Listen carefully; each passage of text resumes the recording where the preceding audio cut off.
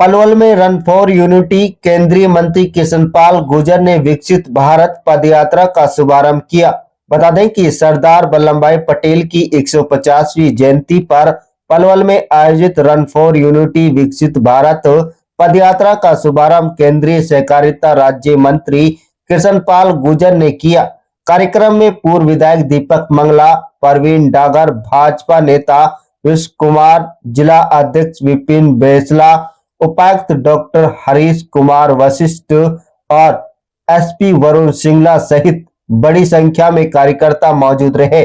पदयात्रा committee चौक से शुरू होकर शहर के मुख्य मार्गों से होते हुए नेताजी सुभाष चंद्र बोस स्टेडियम में सांस्कृतिक कार्यक्रमों के साथ संपन्न हुई। यात्रा में शामिल लोगों ने तिरंगा हाथ में लेकर देशभक्ति के नारे लगाए। स्टेडियम में संबोधित के दौरान केंद्रीय मंत्री ने सरदार पटेल के राष्ट्र निर्माण में योगदान को याद कराते हुए कहा कि उन्होंने बिना संघर्ष 562 रियासतों को एक सूत्र में पिरोकर अखंड भारत का निर्माण किया। गुर्जर ने प्रधानमंत्री नरेंद्र मोदी को विकसित भारत के शिल्पकार बताते हुए युवाओं से 2047 तक विकसित भारत बनाने में सहयोग का आह्वान किया। उन्होंने नशा मुक्ति और विदेशी अपनाने की भी अपील की और कहा कि सरदार पटेल की जयंती पर देश में आयोजित पदयात्राओं में सभी को बढ़-चढ़कर भाग लेना चाहिए। Palwal bureau report. तो दुनिया के सबसे लोकप्रिय नेता, भारत के यशस्वी प्रधानमंत्री नरेंद्र मोदी जी के आह्वान पर 31 अक्टूबर से लेकर 25 नवंबर तक पूरे देश में इस तरह के यूनिटी मार्च, देश की एकता और अखंडता के प्रबल समर्थक और उसको असली जामा पहनाने वाले सरदार वल्लभ भाई पटेल जी की 150वीं जयंती पर पूरे देश में हर जिले में ये यूनिटी मार्च निकल रहा है।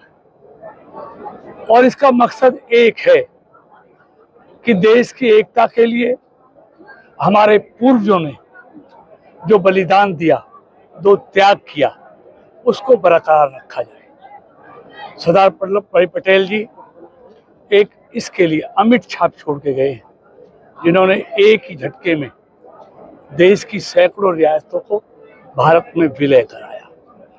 आज उन्हीं की प्रेरणा से देश के प्रधानमंत्री नरेंद्र मोदी भी उसी रास्ते को आगे बढ़ा रहे हैं, सबका साथ और सबका विकास।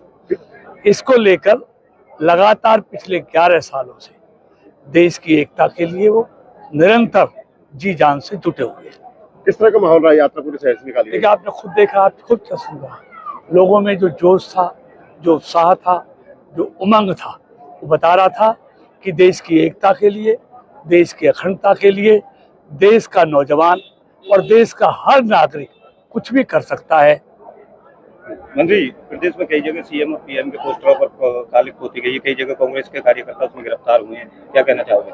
देखिए, ये ठीक नहीं है।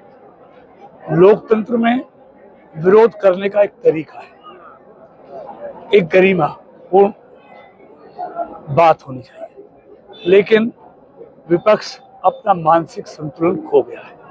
लगातार देश में होती पराजयों से उनका मानसिक संतुलन बिगड़ गया है, इसलिए वो इस तरह की उल जलूल और असामान्य बातें करते रहते हैं।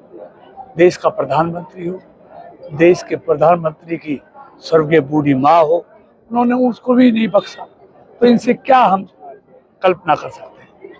मंत्री, संसद का सत्र शुरू होने वाला है, उसमें एक बिल आ रहा है चंडीगढ़ को लेकर के, जिसमें यह है कि चंडीगढ़ से ये विपक्ष गुमराह कर रहा है, विरोध कर रहा है। ये विपक्ष गुमराह कर रहा है। ऐसा कोई बिल इस संसदीय सत्र में नहीं आ रहा है। विपक्ष के पास कोई मुद्दा नहीं है।